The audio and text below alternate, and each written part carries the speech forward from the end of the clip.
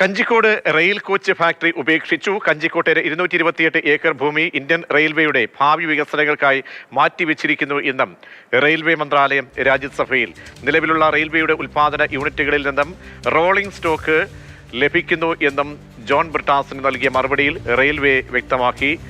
ബസന്ത് ചേരുന്നുണ്ട്. ബസന്ത്, ഒരു സ്വപ്ന പ്രോജക്റ്റ് എന്ന നിലയിലായിരുന്നു, പക്ഷെ അത് ഇല്ല എന്ന് ഔദ്യോഗിക മറുപടി ലഭിക്കുകയാണ് രാജ്യസഭയിൽ എം പിക്ക് ജോൺ ബ്രിട്ടാസ് നൽകുമ്പോൾ.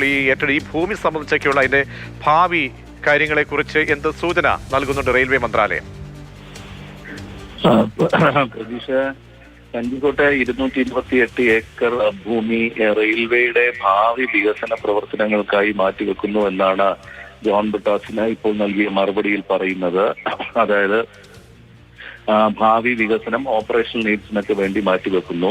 അതേസമയം കഞ്ചിക്കോട്ടെ റെയിൽവേ കോച്ച് ഫാക്ടറിയുമായി ബന്ധപ്പെട്ട ചോദ്യത്തിന് നൽകുന്ന മറുപടി ഇതാണ്. അതായത് നിലവിലുള്ള പ്രൊഡക്ഷൻ യൂണിറ്റുകൾ, അതായത് രാജ്യത്തിന്റെ വിവിധ സ്ഥലങ്ങളിലെ കോച്ച് ഫാക്ടറികളിൽ നിന്നും ലഭിക്കുന്ന റോളിംഗ് സ്റ്റോക്കിന്റെ ആവശ്യം മാത്രമേ ഇപ്പോഴുള്ളൂ.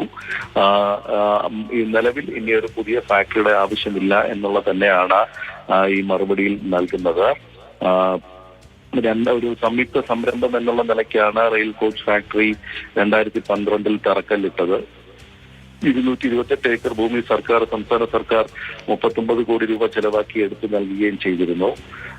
2008 ബജറ്റിലാണ് ഇത് പ്രഖ്യാപിക്കുകയൊക്കെ ചെയ്തിരുന്നത്. കേരളം വലിയ ഒരു റെയിൽവേ വികസന പദ്ധതി എന്നുള്ള നിലയ്ക്കാണ് ഇതിനെ കണ്ടിരുന്നതൊക്കെ.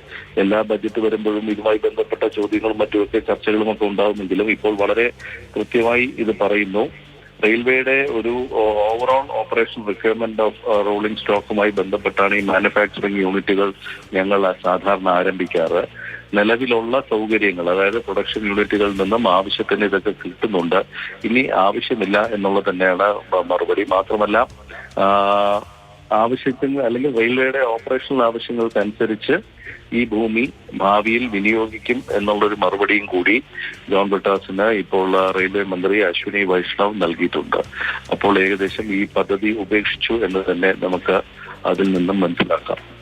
ബസന്ത്, നമുക്കറിയാമല്ലോ റെയിൽവേ, അതായത് റെയിൽവേയുമായി ബന്ധപ്പെട്ട വികസനങ്ങൾ, കാരണം മുൻകാലങ്ങളിൽ ബജറ്റിനൊപ്പമായിരുന്നു, പിന്നീട് ബജറ്റിന് പുറത്താകുമ്പോൾ നമുക്ക് വലിയ പ്രതീക്ഷകളൊക്കെ ഓരോ പ്രോജക്റ്റുമായി ബന്ധപ്പെട്ടുണ്ടായിരുന്നു. അവിടെയൊക്കെ നമ്മുടെ കഞ്ചിക്കോട് കോച്ച് ഫാക്ടറിയാണ് ഏറ്റവും വലിയ തോതിൽ ഉന്നയിക്കപ്പെട്ടിരുന്നത്. അപ്പോൾ അത് പദ്ധതി ഉപേക്ഷിക്കുമ്പോൾ പകരം എന്ത് എന്നത് ഒരു പ്രധാനപ്പെട്ട കാര്യമാണ്. അപ്പോൾ അത് ഒഴുക്കൻ മട്ടിൽ പറഞ്ഞു പോവുകയാണോ? അങ്ങനെ വിശാലമായിട്ടുള്ള ഒരു പ്രോജക്റ്റിനുള്ള സൂചനകൾ ഈ മറുപടിയിൽ നിന്നും ഈ ഭൂമി സംബന്ധിച്ച്, ഇത്രയും ഭൂമി ഉണ്ടല്ലോ, അത് സംബന്ധിച്ച് കേരളത്തിൻ്റെതായ ഒരു പ്രോജക്റ്റ് എന്ന രീതിയിൽ എന്തെങ്കിലും പ്രതീക്ഷിക്കാമോ ബസന്ത്?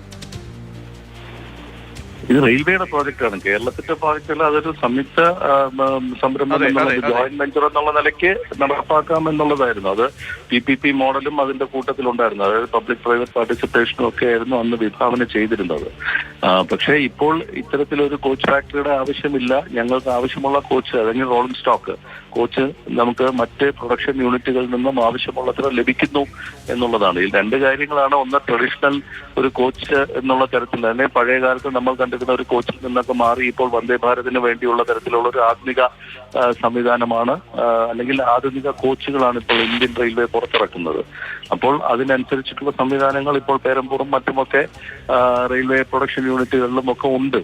അപ്പോൾ ഇനിയൊരു പുതിയ ഇത് ആരംഭിക്കേണ്ട ആവശ്യമില്ല എന്നുള്ളൊരു സൂചന തന്നെയാണ് ഇപ്പോൾ ഇതിൽ നൽകുന്നത്. മാത്രമല്ല, വളരെ വ്യക്തമായി അവർ പറയുന്നുണ്ട്, ഭാവിയിലെ ഏതെങ്കിലും വികസനത്തിനോ അല്ലെങ്കിൽ ഓപ്പറേഷൻ നീഡ്സിനോ ഒക്കെ ആവശ്യമുണ്ടെങ്കിൽ ഈ ഭൂമി 228 ഏക്കർ ഭൂമി പാലക്കാട്ടെ കഞ്ഞിക്കോടുള്ളത് ഉപയോഗിക്കും എന്നുള്ള ഒരു മറുപടി വളരെ കൃത്യമായി പറയുന്നുണ്ട്. അപ്പോൾ ഏകദേശം കോച്ച് ഫാക്ടറി ഉപേക്ഷിച്ചു എന്ന് തന്നെയാണ് നമുക്ക് അതിൽ നിന്നും മനസ്സിലാക്കാൻ കഴിയുന്ന. വലിയ പ്രതീക്ഷയൊന്നും ഇനി ആ കോച്ച് ഫാക്ടറിയുമായി ബന്ധപ്പെട്ട്.